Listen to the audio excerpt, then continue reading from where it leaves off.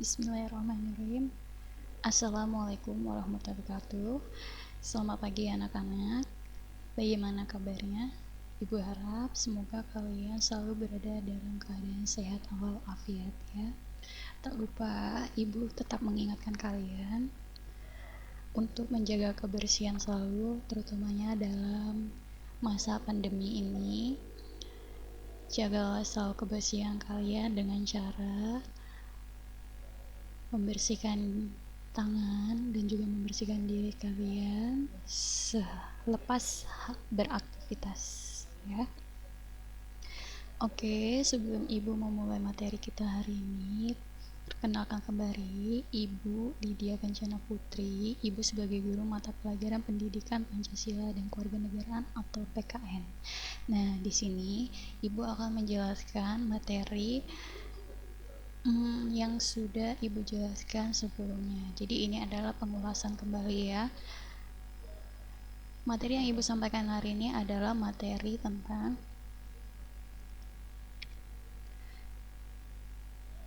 Piagam Jakarta, BPUPKI dan juga PPKI. Di sini pertama adalah Piagam Jakarta. Piagam Jakarta adalah dalam bahasa Inggris itu disebut juga Jakarta Charter. Adalah sebuah dokumen bersejarah berupa kompromi antara pihak agamanis dan pihak nasionalis dalam Badan Penyelidik Usaha-usaha Persiapan Kemerdekaan Indonesia atau biasa disebut dengan BPUPKI untuk menjembatani perbedaan pandangan dalam agama dan negara. Piagam Jakarta merupakan piagam atau naskah yang disusun dalam rapat Panitia 9 yang di dalamnya terdapat 9 tokoh Indonesia pada tanggal 22 Juni 1945 pada malam hari.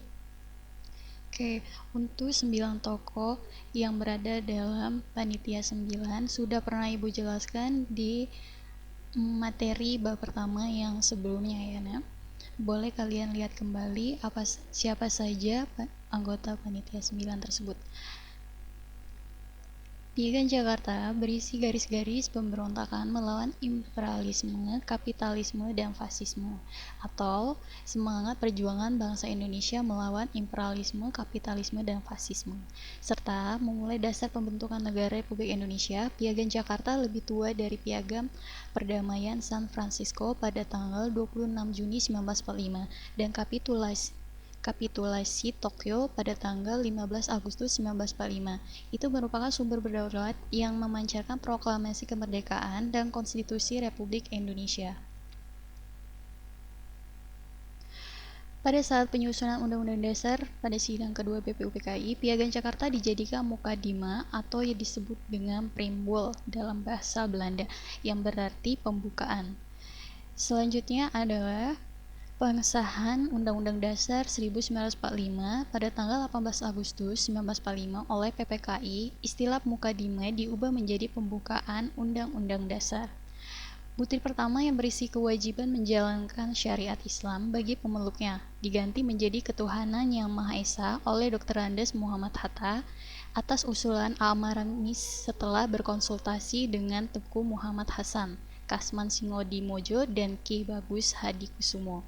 Kemudian naskah Piagam Jakarta ditulis dengan menggunakan ejaan Republik dan ditandatangani oleh Insinyur Soekarno, Muhammad Hatta, A.A. Maramis, Abi Kusno Djokro Sujoso, dan Abdul Kahar Muzakir, Haji Agus Salim, Ahmad Subarjo, Ki Haji Wahid Hashim, dan Muhammad Yamin. Di sini ada beberapa tulisan ejaan Republik pada zaman dahulu. Ini juga ada beberapa butiran-butiran yang masih dalam pembukaan Undang-Undang Dasar 1945. Boleh silakan kalian baca kembali ya. Dan ini disahkan pada tanggal 22 Juni 1945 Jakarta. Kemudian selanjutnya ada perbandingan rumusan Pancasila. Perbandingan rumusan Pancasila ini ada pada tanggal 29 Mei 1945, 31 Mei 1945, dan 1 Juni 1945 sampai dengan Piagam Jakarta 22 Juni 1945 dan Undang-Undang Dasar 1945 pada tanggal 18 Agustus 1945. Pada tanggal 29 Mei 1945, perbandingan rumusan Pancasila itu dimasukkan oleh Muhammad Yamin dengan isi peri kebangsaan, peri kemanusiaan, peri ketuhanan, peri kerakyatan, dan peri kesejahteraan rakyat. Kemudian pada tanggal 31 Mei 1945 dituliskan oleh Supomo. Pernyataan ini disanggah oleh Muhammad Hatta dan bahwa Yamin tidak pernah berpidato tentang Pancasila. Sehingga di sini Supomo yang menuliskan yaitu ada 1. Persatuan, 2. Kekeluargaan, 3. Mufakat atau demokrasi, 4. Ada musyawarah, dan 5. Ada keadilan sosial.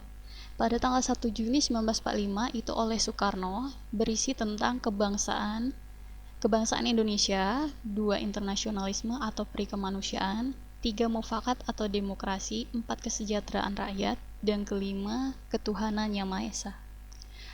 Pada tanggal 22 Juni 1945, pada Piagam Jakarta berisi tentang 1. Ketuhanan dengan kewajiban menjalankan syariat Islam bagi pemeluk-pemeluknya. 2. Kemanusiaan yang adil dan beradab, persatuan Indonesia, dan 4. Kerajaan dipimpin oleh hikmat kebijaksanaan dalam permusyawatan perwakilan, dan 5. Keadilan sosial bagi seluruh rakyat Indonesia.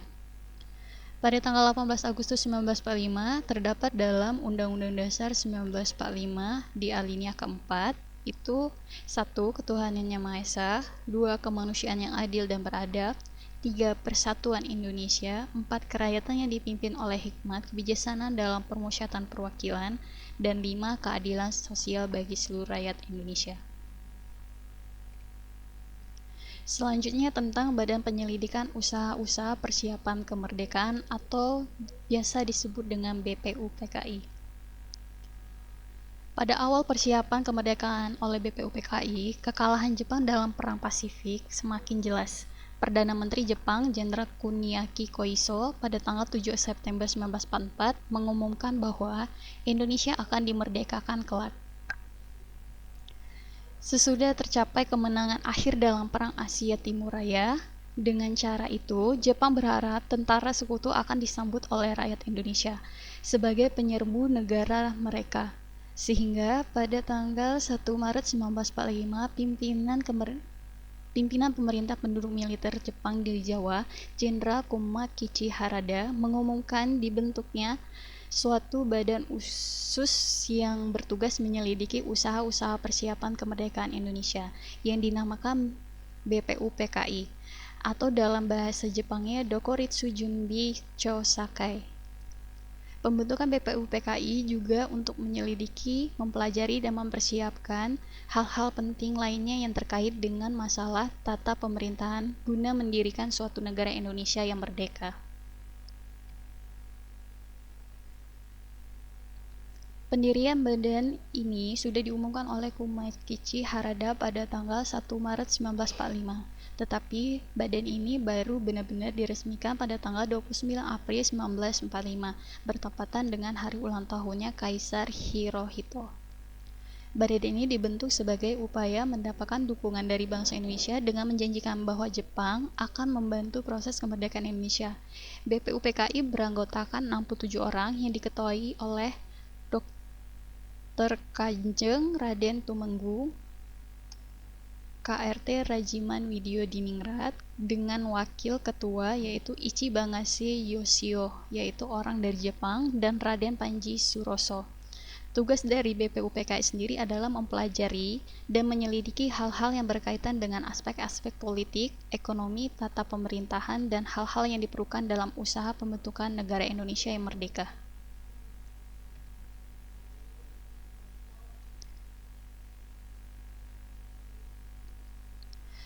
BPUPKI yang diresmikan pada tanggal 29 April 1945, tepatnya pada ulang tahun Kaisar Jepang Kaisar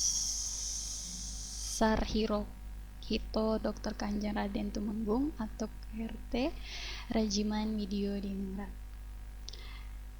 Dari golongan nasionalis II ditunjuk menjadi ketua BPUPKI dengan didampingi oleh 2 orang ketua muda atau wakilnya, yaitu Raden Panji Suroso dan Isi Bangase Yosio atau orang Jepang.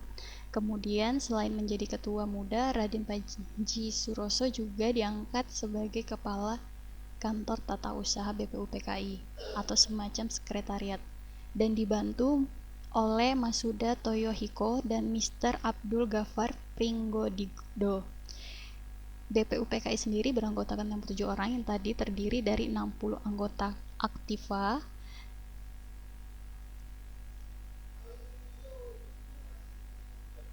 yaitu tokoh utama yang pergerakannya dalam pergerakan nasional Indonesia dari semua daerah dan aliran, serta 7 orang anggota istimewa, yaitu perwakilan pemerintahan pendudukan militer Jepang. Tetapi wakil dari bangsa Jepang ini tidak mempunyai hak suara, jadi keanggotaan mereka adalah pasif, yang artinya mereka hanya hadir dalam sidang BPUPKI sebagai pengamat saja ya.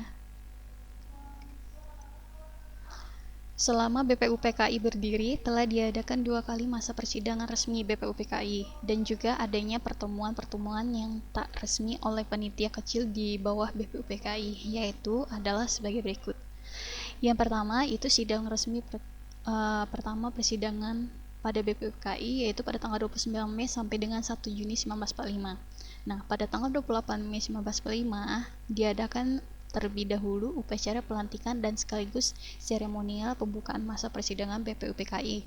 Kemudian, yang pertama di gedung di Chusangi-in, yang pada zaman kolonial Belanda gedung tersebut merupakan gedung Volksraad, yang berarti Dewan Perwakilan Rakyat Hindia Belanda di masa penjajahan Belanda. Dan kini gedung itu dikenal dengan sebutan Gedung Pancasila yang berlokasi di Jalan Pejambuan 6 Jakarta. Namun masa persidangan resminya sendiri, masa persidangan BPUPKI pertama diadakan selama 4 hari dan baru dimulai pada keesokan harinya, yaitu pada tanggal 29 Mei 1945 dan berlangsung sampai dengan tanggal 1 Juni 1945 dengan tujuan untuk merumuskan dasar negara Indonesia, membahas bentuk negara Indonesia, serta filsafat negara Indonesia merdeka.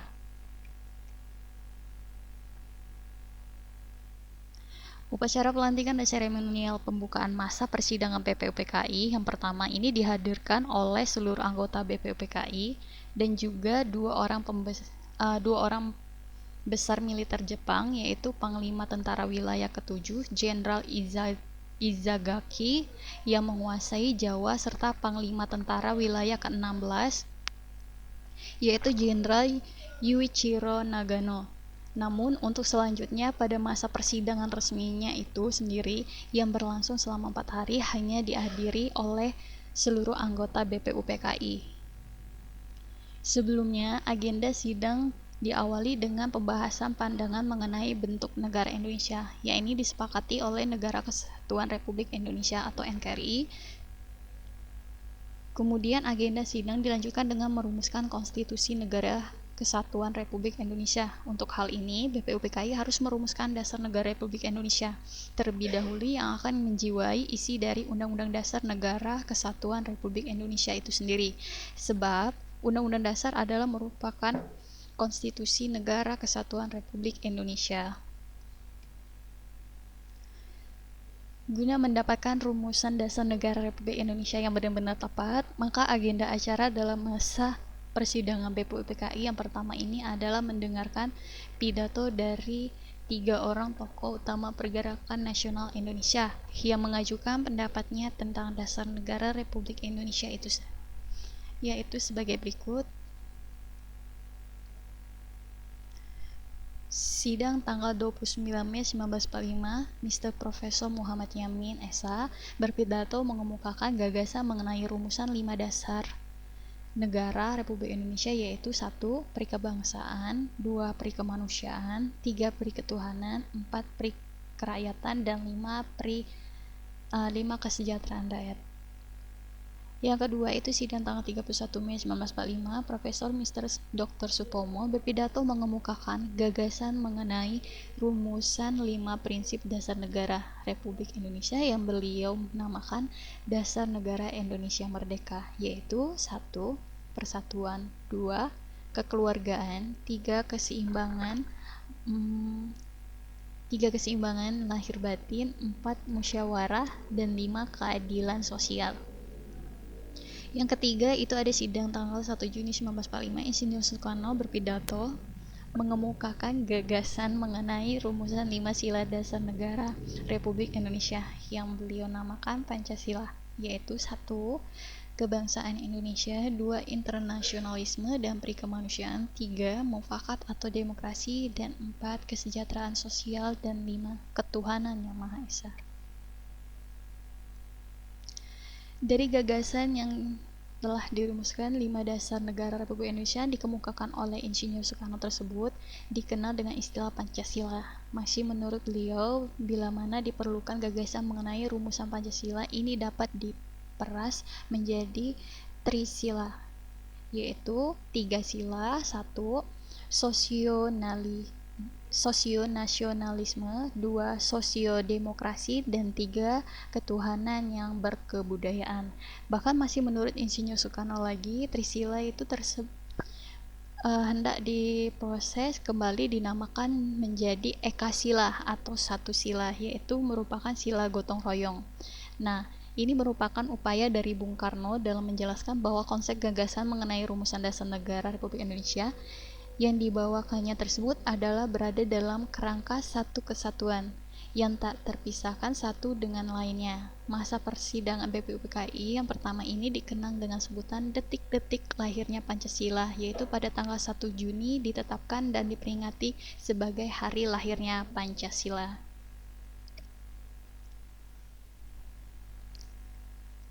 Sesudah melakukan perundingan yang cukup sulit antara 4 orang dari kaum kebangsaan atau pihak nasionalis dan 4 orang dari kaum keagamaan pihak Islam, maka pada tanggal 22 Juni 1945, Panitia 9 kembali bertemu dan menghasilkan rumusan dasar negara Republik Indonesia yang kemudian dikenal dengan kata lain Piagam Jakarta atau Jakarta Charter, yang pada waktu itu disebut-sebut juga sebagai sebuah gentleman agreement.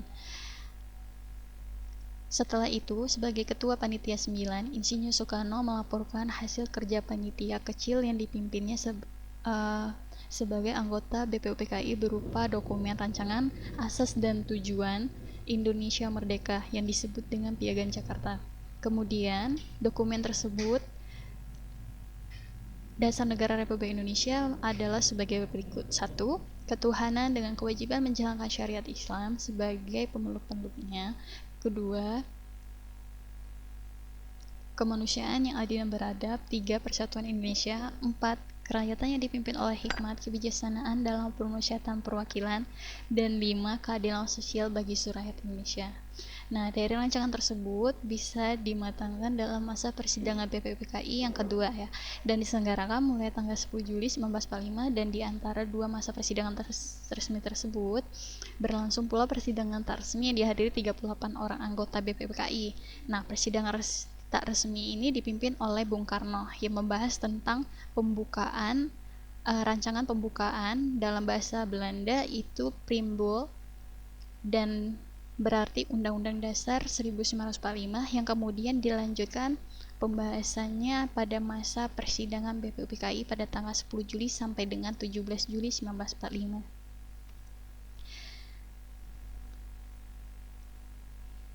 Selanjutnya itu dalam sidang kedua, yaitu pada tanggal 10 Juli sampai dengan 17 Juli 1945, masa persidangan BPUPKI kedua berlangsung sejak tanggal 10 Juli 1945 hingga 17 Juli 1945. Agenda sidang BPUPKI kali ini membahas tentang wilayah negara kesatuan Republik Indonesia, keluarga negara Indonesia, rancangan undang-undang dasar, ekonomi dan keuangan, pembelaan negara, serta pendidikan dan pengajaran. Nah, pada persidangan BPUPKI kedua ini, anggota BPUPKI dibagi-bagi dalam panitia-panitia kecil. Panitia-panitia kecil yang terbentuk itu antara lain ada Panitia Perancang Undang-Undang Dasar yang diketuai oleh Insinyur Soekarno, kemudian ada panitia pembelaan tanah air yang diketuai oleh Raden Abikusno Cokrosujoso, dan panitia ekonomi dan keuangan itu diketuai oleh Dr. Andes Muhammad Hatta. Pada tanggal 11 Juli 1945, sidang panitia perancang Undang-Undang Dasar yang diketuai oleh Insinyur Soekarno membahas pembentukan lagi panitia kecil di bawahnya, yang tugasnya adalah khusus merancang isi dari Undang-Undang Dasar, yang beranggotakan 7 orang, yaitu sebagai berikut. 1. Ada Profesor Mr. Dr. Supomo, itu sebagai ketua panitia kecil.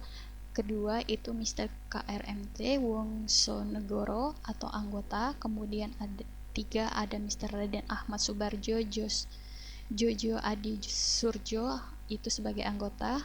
Yang keempat, ada Mr. Alexander Andris Maramis, itu sebagai anggota. Kemudian yang kelima, ada Mr. Raden Panji Singgi atau anggota. Kemudian keenam, ada Haji Agus Salim sebagai anggota. Dan ketujuh itu ada Dr. Sukiman Wirjosanjojo sebagai anggota. Nah, pada tanggal 13 Juli 1945, sidang panitia perancang Undang-Undang Dasar yang diketuai oleh Insinyur Soekarno membahas hasil kerja panitia kecil di bawahnya, yang tugasnya adalah khusus merancang isi dari Undang-Undang Dasar yang beranggotakan 7 orang tersebut. Kemudian pada tanggal 14 Juli 1945, sidang pleno BPUPKI menerima laporan panitia perancang Undang-Undang Dasar yang dibacakan oleh ketua panitianya sendiri, Insinyur Soekarno. Dalam laporan tersebut membahas mengenai rancangan Undang-Undang Dasar yang di dalamnya tercantum 3 masalah pokok, yaitu ada pokok pernyataan tentang Indonesia Merdeka, pokok pembukaan Undang-Undang Dasar, pokok batang tubuh Undang-Undang Dasar yang kemudian dinamakan sebagai Undang-Undang Dasar 1945. Nah, isi dari Undang-Undang Dasar 1945 itu meliputi 1. Wilayah negara Indonesia adalah sama dengan bekas wilayah Hindia Belanda dahulu dan ditambahkan dengan Malaya, Borneo Utara, atau sekarang adalah wilayah Sabah dan wilayah Sarawak di negara Malaysia, serta wilayah negara Brunei Darussalam. Kemudian Papua Timor Portugis atau sekarang adalah di wilayah negara Timur Leste dan pulau-pulau di sekitarnya. Kemudian yang kedua ada pembentukan negara Indonesia, yaitu negara kesatuan. Ketiga, pembentukan pemerintahan Indonesia, yaitu Republik. Keempat, ada bendera Indonesia, yaitu sangsaka merah putih. Kemudian kelima adalah bahasa Indonesia. Bahasa nasional Indonesia adalah bahasa Indonesia.